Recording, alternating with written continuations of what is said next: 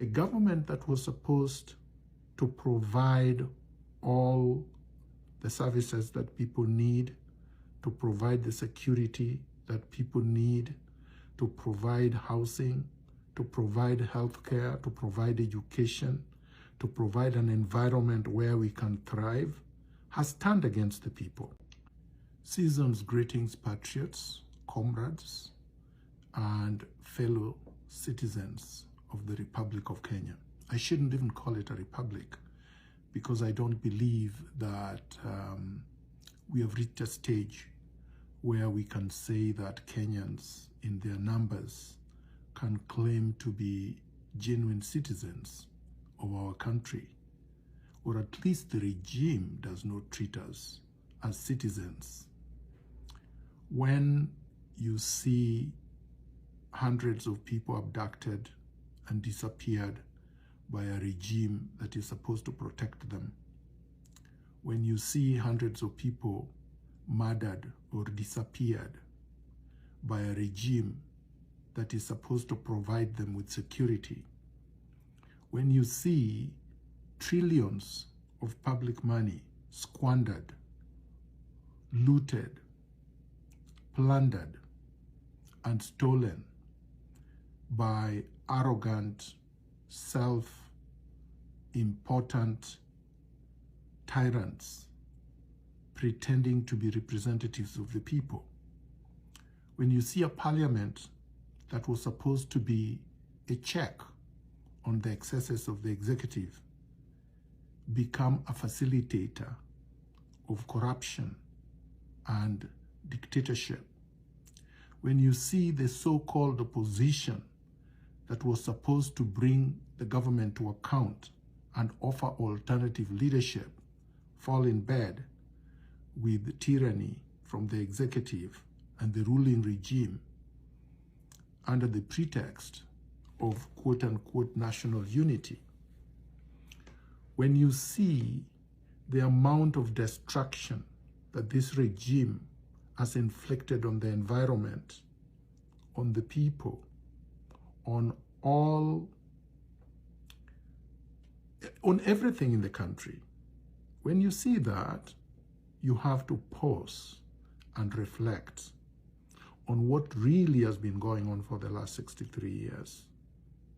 Kenyans have died struggling to have a free and democratic society. Kenyans have died and have suffered, have been tortured and detained, fighting just to be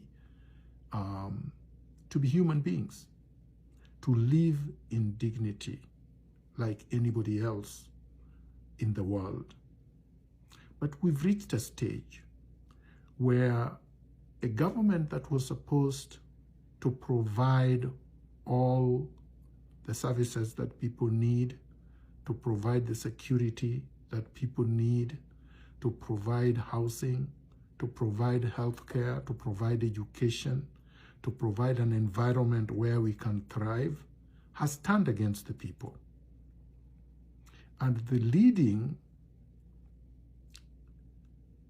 person doing this is Ruto, facilitated by Raila Odinga and Uhuru Kenyatta and their cronies.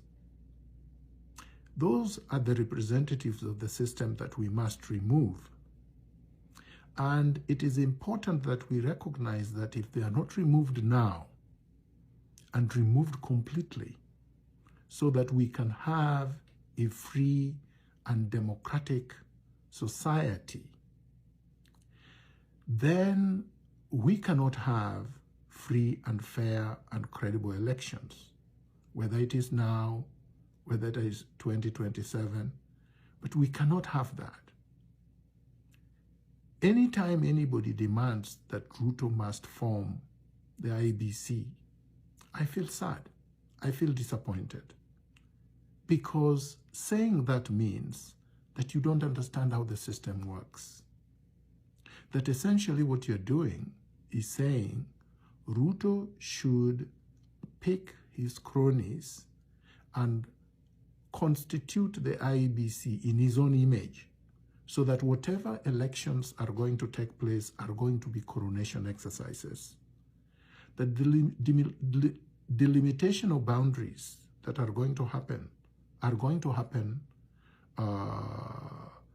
according to how Ruto wants it to happen, so that Ruto will turn Kenya into a military dictatorship where his family and cronies and plutocrats like him are going to take the stranglehold and choke Kenya for the next 100 years, one after another.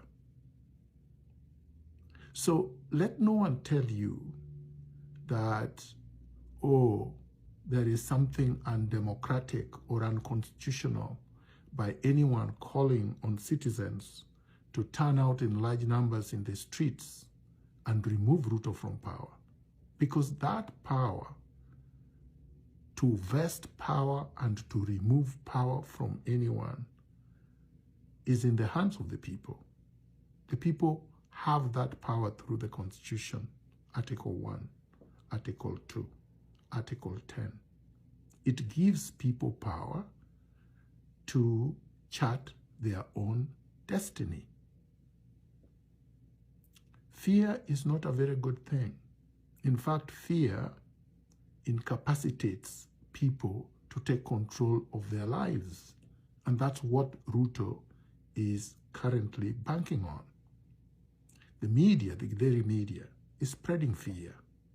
They have hired a horde of people on social media to spread disaffection, to spread confusion, to spread fear, to spread despondency, to spread cynicism.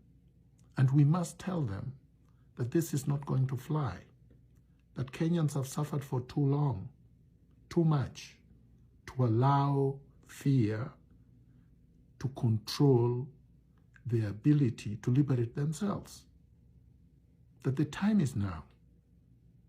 We have to demand that Ruto either resigns or we force him out of power. There is no other formula except popular resistance.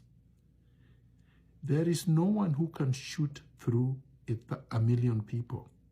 It's not going to happen in Kenya. It has never happened in history. 1 million people are impossible to defeat. And that is what we are calling for. We are calling for 1 million Kenyans or more to turn up in large numbers and remove this existential threat to their survival, to their security, to their prosperity, to their ability to govern themselves. And that is William Kipchirchir Ruto. Stop calling him president. Stop calling Raila Odinga a honorable or whatever. Call him a conman. Stop calling Uhuru Kenyatta His Excellency. Call him a conman. Call him a tyrant. Call him a despot. That's what they are. And they and all their representatives should be called out, should be deconstructed, should be told that Kenya belongs to all of us, 56 million people, not to a handful of them. And with that determination, we cannot continue to be oppressed, and that is the only way we will end abductions and disappearances. Okay? Have a good year. The little that we can, extract from what is remaining, and let's focus and be disciplined and not relent in our demand and our champion for liberation. Viva!